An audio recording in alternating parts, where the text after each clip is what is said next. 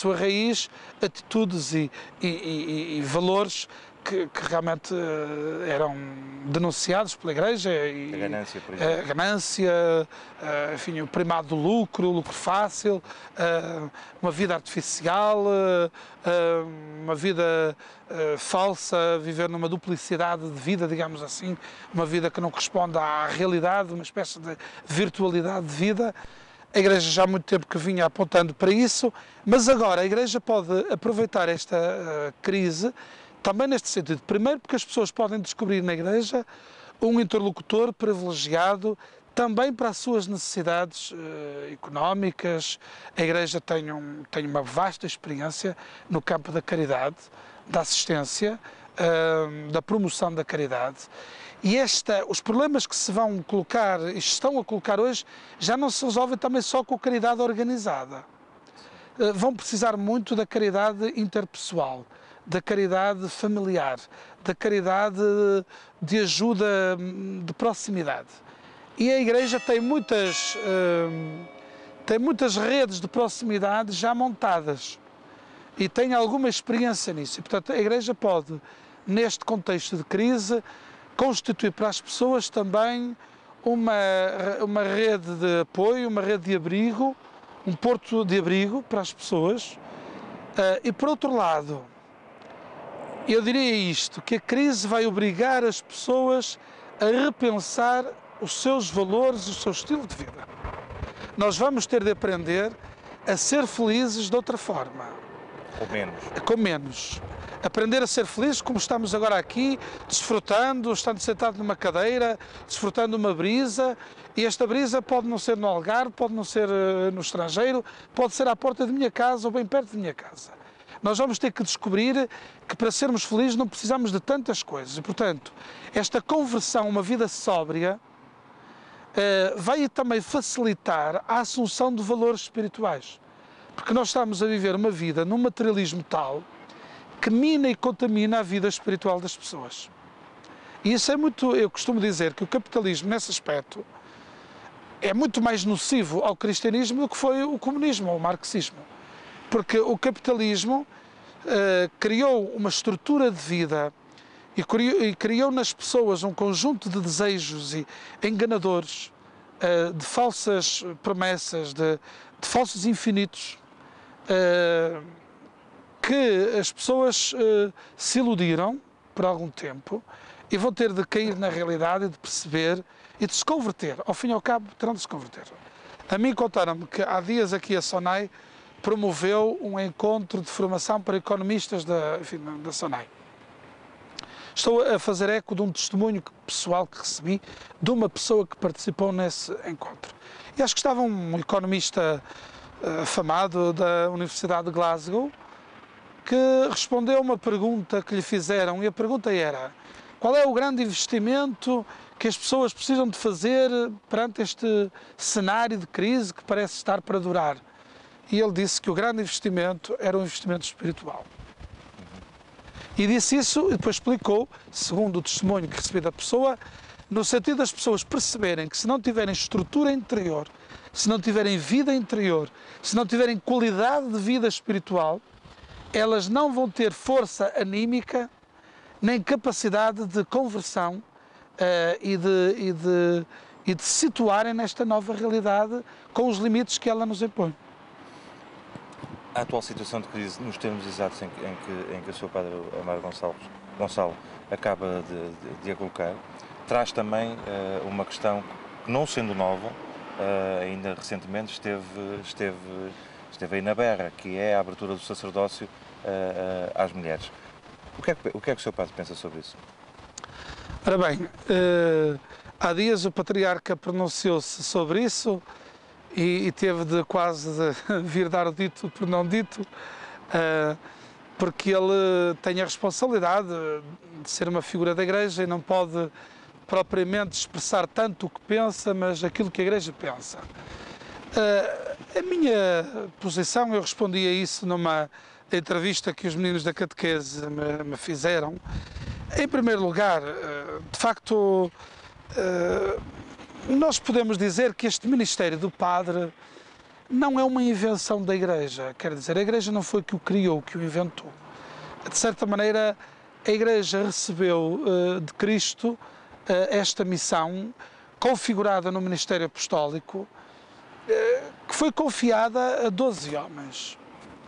Claro que muitas pessoas se interrogam se isto não aconteceu pelas limitações da cultura dominante, que era também onde o homem, onde a mulher não gozava de estatuto, onde a mulher não tinha, digamos, voto na matéria, onde as mulheres nem sequer tinham um grau de participação na própria vida religiosa significativo.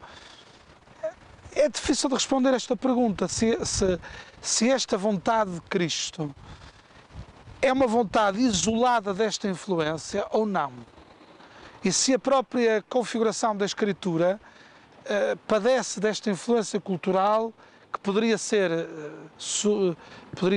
superada, ou se é realmente da vontade de Cristo fazer a ligação do ministério apostólico com homens, com pessoas masculinas, digamos assim.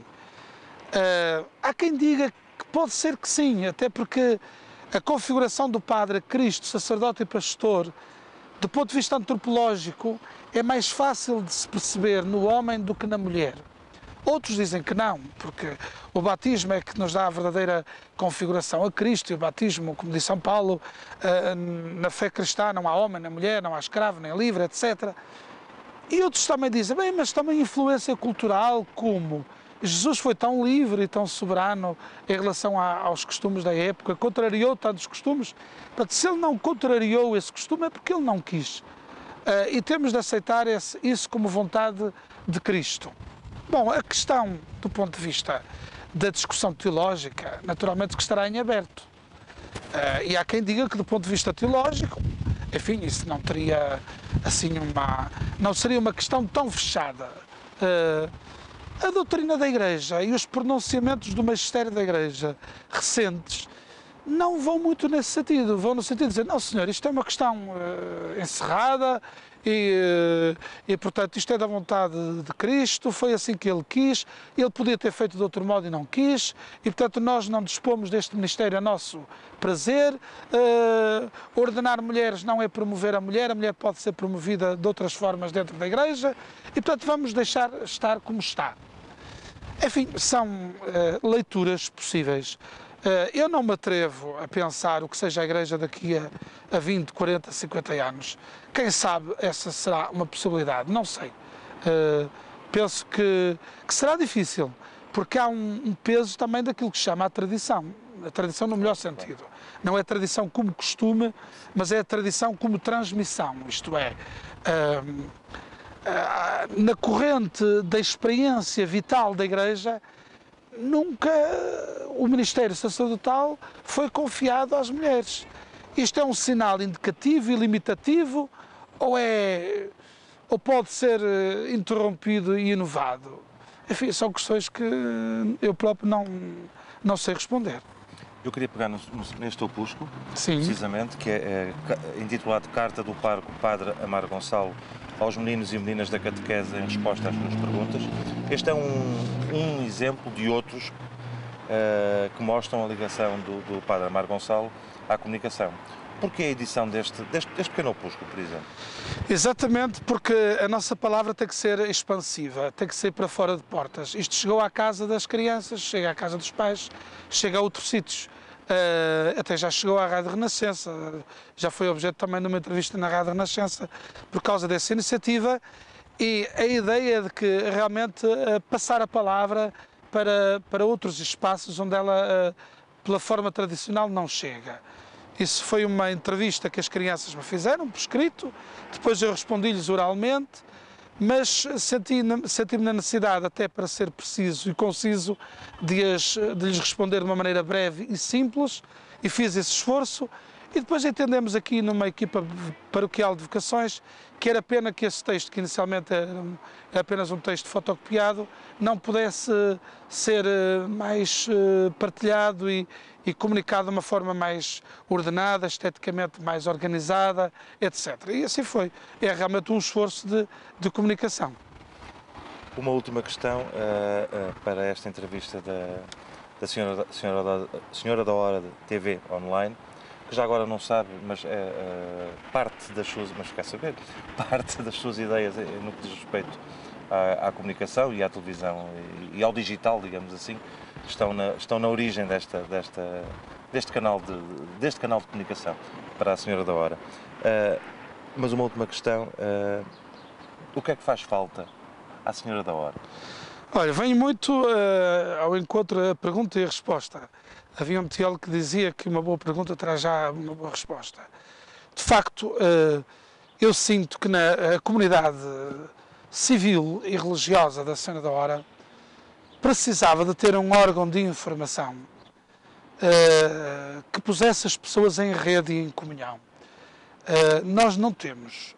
Os jornais que temos são poucos, mas são mais até municipais, são mais de âmbito concelhio, e nós precisávamos de ter um elo de ligação onde nós soubéssemos que as notícias, a vida social, económica, religiosa, desportiva, as várias facetas e as várias dimensões da sociedade senhorense pudessem ter eco. Eu fiz esse desafio numa entrevista, também a um jornal, lá está, ela chegou porque não foi feita, a comunicação não foi feita aqui na igreja, talvez seja melhor deixarmos o sino dar o sinal de que estamos nas Trindades. Este é um...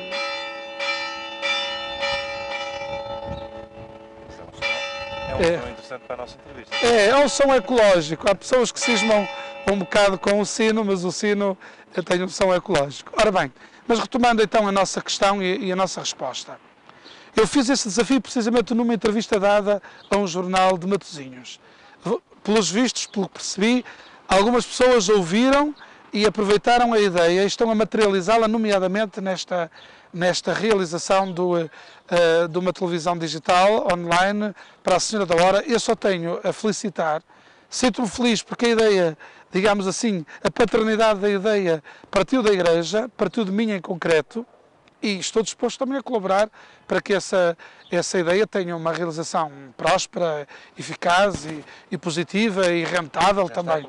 E já estou a colaborar neste momento, de maneira que penso que esta iniciativa, este site, vem dar resposta a uma necessidade imperiosa de um elo de ligação e de comunicação e de comunhão entre os senhorenses. Isso, de facto, é uma mais-valia que temos de agarrar, de aproveitar e desenvolver. Muitíssimo obrigado. Obrigado a vocês pela distinção nesta escolha para a entrevista, e vamos crescer também em conjunto, porque, digamos assim, o Estado é laico, mas a sociedade é plural, e, portanto, temos aqui um lugar.